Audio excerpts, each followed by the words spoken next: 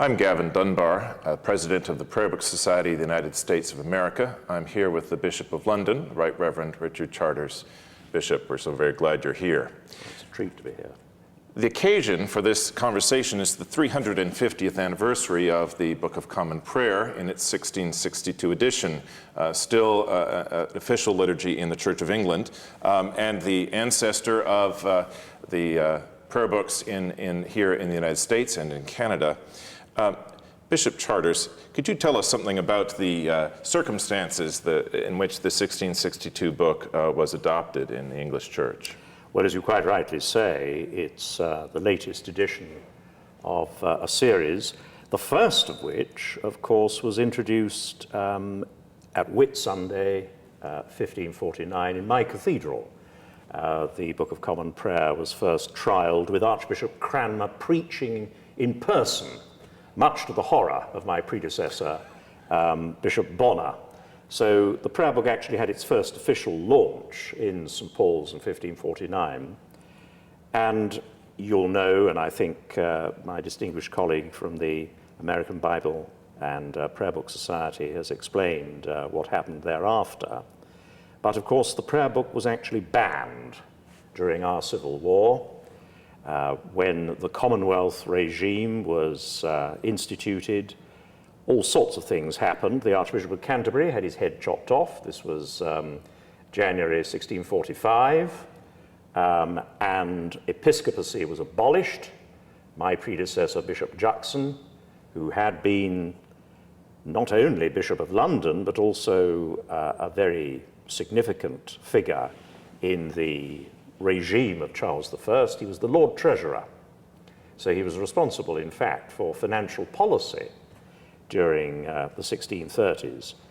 He, of course, unlike Archbishop Laud, had a séduisant character. He didn't get up people's noses to quite the extent that the primate managed to do.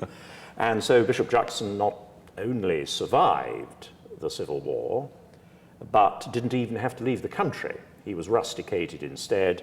But bishops were abolished in 1645, and so was the prayer book. And there's a very famous scene in the decorations to Parliament. As you go into the House of Lords, the painting immediately to one side as you enter into the lobby is the scene of Charles I's headless corpse being carried into Windsor, and the governor of Windsor Castle closing the prayer book very firmly on the hands of my predecessor, Bishop Juxon, because it was a banned book by 1649, and the bishop was not permitted to read the burial service for the monarch, whom he'd been with until the scaffold itself. Bishop Juxon stood beside the king as he was executed in 1649.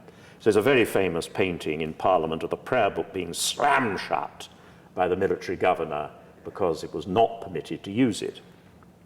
And therefore, during that period, and there's evidence of this from all sorts of contemporary journals, the most famous of which probably being John Evelyn, who was arrested for on Christmas Day, I think, wasn't it? For attending a liturgy of the Book of Common Prayer on Christmas Day. The soldiers armed with pikes were waiting for them when they came out.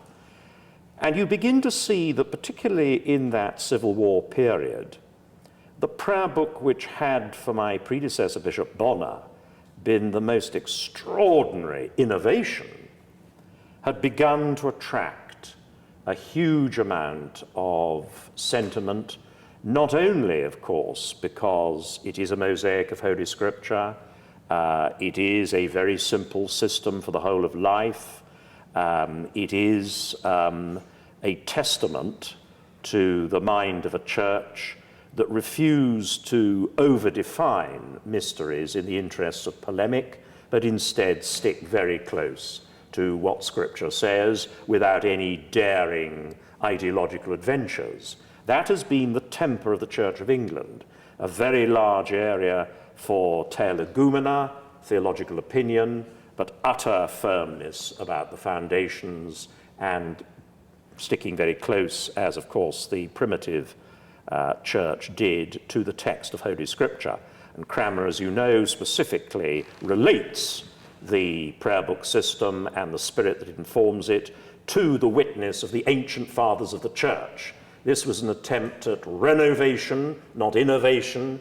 It was an attempt to go back behind the the barnacle-encrusted excrescences of the late Middle Ages to something that was closer to what they called the pure milk of the gospel, to the worship and belief of the primitive church.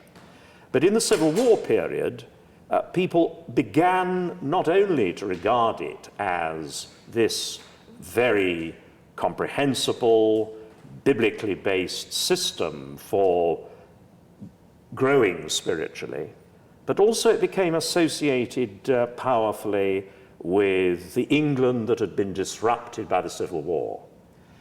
And one very interesting thing about the prayer book in 1662, which is a result, as you know, of a conference at the Savoy Palace in the heart of my diocese, where an attempt was made to build a pan-Protestant unity between those who wanted the restoration of the Church of England and those who had been part of the Presbyterian establishment in the previous generation.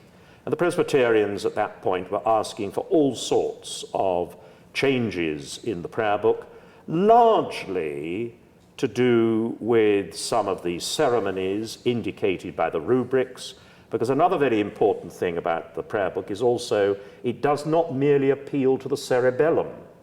We are whole persons. We are a psychosomatic unity.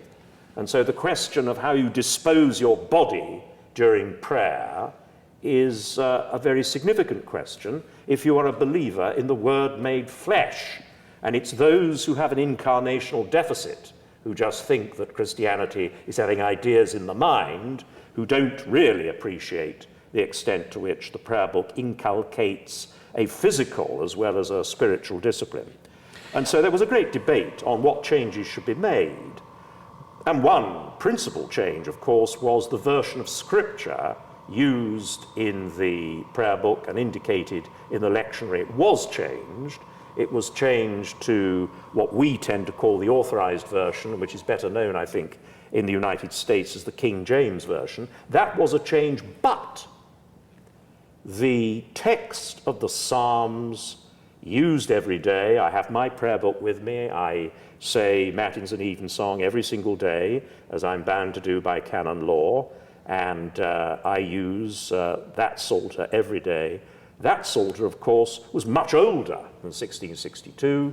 They preserved the Psalter of Coverdale, and that, I think, is one sign that in 1662 already you've got a sense of the venerability of this system of worship, the way in which it speaks with extraordinary eloquence, because in all sorts of places, including California, 1579, that I think was, you'll correct me because you know much more about the history of the prayer book and its American incarnation than I do, but I think that that is the first occasion in which I've come across that the prayer book was actually used in North America, California, 1579. Francis Drake's chaplain used. I believe that's right, Bishop. And we're going to pause right now and then return to this matter in our next film.